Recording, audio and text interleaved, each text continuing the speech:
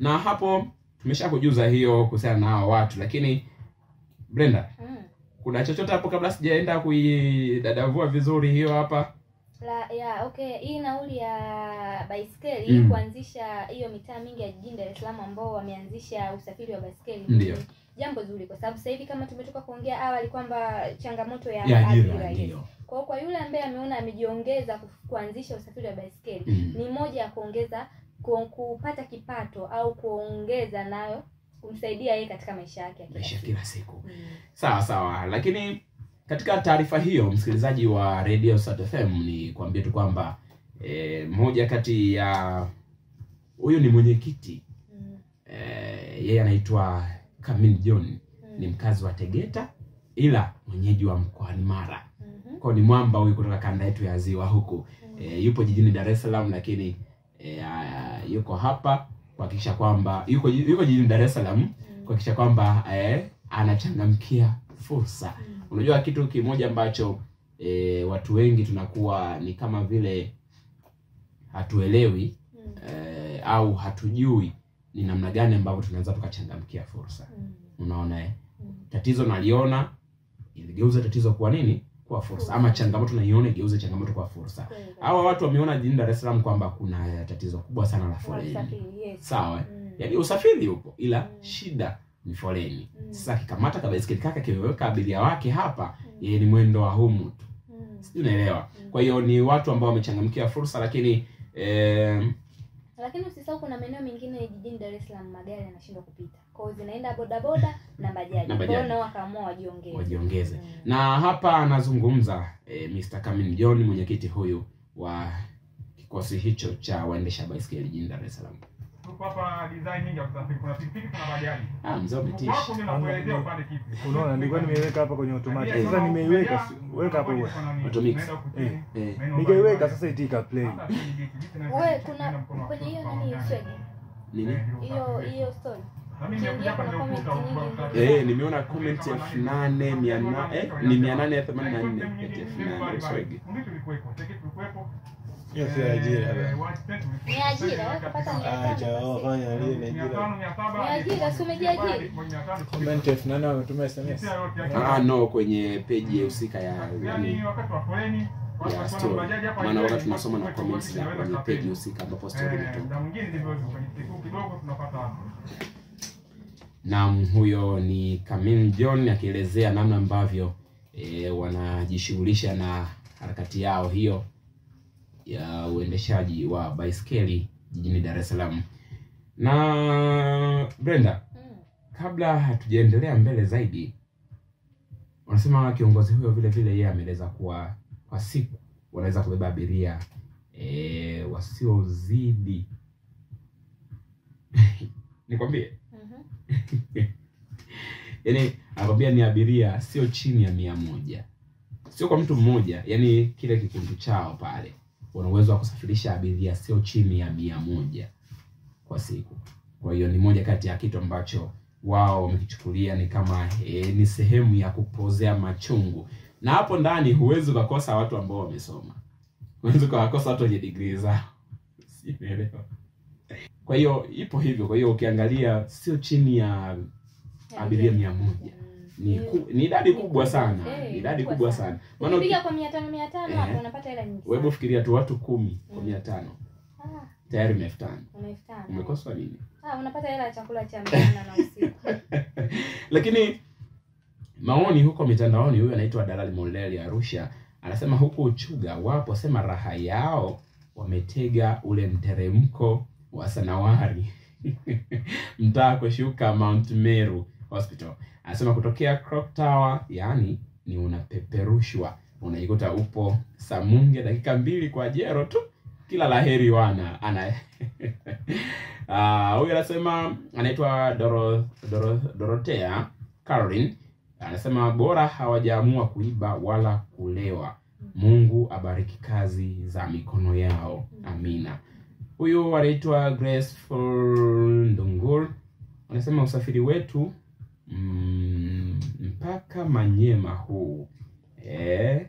Sawa. Lakini huyu anasema nikwambie Unasema Nzega, Igunga, Tabora, mjini kote huko tunateleza sana, kwetu na gana hizo. Sijui unaelewa. Tabora hiyo ni moja kati ya mkoa pia ambao unajihusisha sana na hii swala. Lakini huyu anasema anaitwa Precious, anasema wanadhani wapo Tabora au Shinyanga. Sawa. Lakini tukiangalia hapa pia maoni yake Cox dawa yao anasema yani kila mtu atabuni mbinu ya kujipatia ugali anavyojua. Mbona bado? Naelewa. Kwa hiyo ni moja kati ya maoni hayo. Lakini hapa pia mwenyekiti huyu alikuwa bado ana la kuzungumzia kuhusiana na kila changamoto au kila ambacho wanapitia katika harakati zao hapo jijini Dar es Salaam. Ni hapa watu wako mimi na wewe kabisa, kwa sababu ndio kazi yangu hiyo.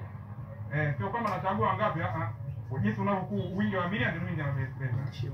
Kumbuka sisi chombo cha moto ni chombo baridi, na projector zetu chombo baridi na mama basi hatuna tena nini wala nini. Ukifika kuna sehemu naenda kwa Mamnyange nafikiri ndio sana bajaji basket tunaenda huko bichi kule wa Cent Beach kwamba sisi Belinda wanaendaga bajaji. Mtu akija amechelewa anaona bwana kuna foleni ndio anabeba pikipiki. Hajaachwa kishua wala masikini wala fukara. Wote wanapanda baisikeli. Ni mfuko wake, ndio maana nimerudia mfuko wake ndio unamhusu nipande bajaji baisikeli ya boda boda. Ndio kazi yetu hiyo. Ni mfuko wako tu. Na hajaachwa tajiri, maskini wala fukara. Kwa hiyo mfuko wako ukiwa umejitosheleza, utachukua boda boda. Mfuko wako ukiwa namna gani vipi, utachukua bajaji. Mfuko wako namna gani vipi, baki daladala. Namna gani ni vipi, chopa ya baisikeli. Sawa. Kwa hiyo hayo ni moja kati ya zile harakati ambazo zinaendelea katika jiji la Dar es Salaam huko, kwamba watu wameamua kubuni mbinu yao. Lakini kumbe tumeona sio jijini Dar es Salaam tu ambapo wameamua kuanzisha kama yule mtu amoni mwingine amekwambia Arusha pia wapo. Anakuambia huko Chuga na wapi kwingine. Tabora, Shinyanga. Wapo huko wanazidi kujipigania kwamba namna gani tuweze kupata mkate wa kila siku. Na hiyo ni moja kati ya njia ambayo tunaweza kusema kwamba ni lazima vijana tuna jicho la tatu. Tuna macho mawili ndio, lakini katika kutafuta fursa ama kutafuta harakati kwa namna moja ama nyingine tunapaswa kuwa na jicho la tatu. Na ukiangalia vijana wengi tukitafuta fursa tutapunguza wimbi kubwa la ukabaji na vitu vingine kwa sababu tayari utakuwa unapata chochote kile. Kwa hiyo itasaidia sisi kuepukana na haya matendo maovu ambayo yanaendelea kufanya. Na sasa ni hapo ongea mtu mmoja umewani kwa wale vibaka wa mtaani. Tunaelewa. Yaani watu wapo tu mtaani hawajihusishi na jambo lolote leo. Unakuta kuna wengine hawana ajira, si ndio? Wako tu mtaani haelewi. Mtu anaamua tu kwamba okay, ili nipate hela ya vocha, acha tufanye hivi. Unaona? Sasa inakuwa haipendezi kama vijana ambao ndio nguvu kazi ya taifa kwa sasa. Wazee acha wapumzike, si vijana acha tupambane. Unaona? Unapokuwa umeketi chini unafikiria ufanye nini, usiseme tu ugumu wa maisha. Ndio, maisha ni magumu, lakini tutafute saa tunatokaje? Tutafute tunatoka vipi, si ndivyo? Katika kutoka vipi ndo kama hivyo. Kuna mtu mwingine anayesema kwamba kwa mfano kama mimi ni kijana, kuna harakati natamani niifanye. Basi kama nitakuwa sina uwezo, basi nialike watu wawili watatu tuweze kujumuika kwa pamoja alafu tuifanye ile harakati. Unaona, anatafuta nguvu kazi, ifanye iongezeke. Maana anajiona kabisa mimi peke yangu ile kazi si mudu. Wanasema umoja ni nguvu, na utengano ni udhaifu, unaelewa? Kwa hiyo kitu kama hicho kinaweza kawa kinaleta muonekano chanya katika jamii. Kuonyesha kabisa kwamba okay, sisi kama jamii tuna jamii ya vijana ambayo inajitambua. Tuna jamii ya vijana ambayo inajielewa. Kuna wale ambao ni wasomi, kuna wale ambao sio wasomi, wote wanachakarika. Lakini mwanzoni tulikuwa tunajua usafiri wa baisikeli unafanyika huko vijijini, lakini sasa hivi tunaona mjini napo tumeanza kutafuta namna fulani ya kujikomboa kiuchumi. Sasa nikwambie kitu. Siku ukibahatika kutembelea jiji la Mbeya, kuna wilaya moja inaitwa Kyela. Kule matumizi makubwa sana ni ya baisikeli. Japo hakuna kwamba eti si kuna mwendesha baisikeli ambaye utamlipa matumizi makubwa ni baisikeli, lakini kuna wale ambao pia wamejiongeza, wana vijiwe vyao vya baisikeli na nakodisha kwa siku na mlipa 1500. Yaani kutoka asubuhi mpaka jioni unapoirudisha unapeleka na 1500. Kwa hiyo kumbe unaweza kununua baisikeli yako ukaweka sehemu kwa ajili ya kukodisha. Kwa hiyo bado hiyo ni fursa pia ambayo vijana ambavyo wameamua kuiona kwamba sisi eneo letu na matumizi makubwa sana baisikeli. Tunafanyaje? Acha tuanzishe hiki kitu. Kwa hiyo hata hawa pia wameweza kuwagundua kwamba okay, Dar es Salaam kuna shida ya usafiri. Sio kwamba usafiri haupo, upo, ila foleni ni kubwa. Kwa hiyo muda mwingi msongamano ni mkubwa. acha pia tujiongeze katika hili. Ni jambo zuri sana hilo, msikilizaji wa Radio Sauti FM. Nikwambie tu kwamba mimi na Brenda Nas na Linga tuko hapa kwa ajili ya kukupa kile ambacho unapaswa kukifahamu kilichojiri huko mitandaoni kwa siku ya hii leo. Kutoka hapa 96.1 Radio Sauti FM. Tunakuomba endelea kubaki nasi. Kuna nyongeza hapo? Hapana. Basi msikilizaji wa Radio Sauti FM, tupate mapumziko mafupi. Tukirejea hapa basi tutakuwa nje ya mipaka ya Tanzania.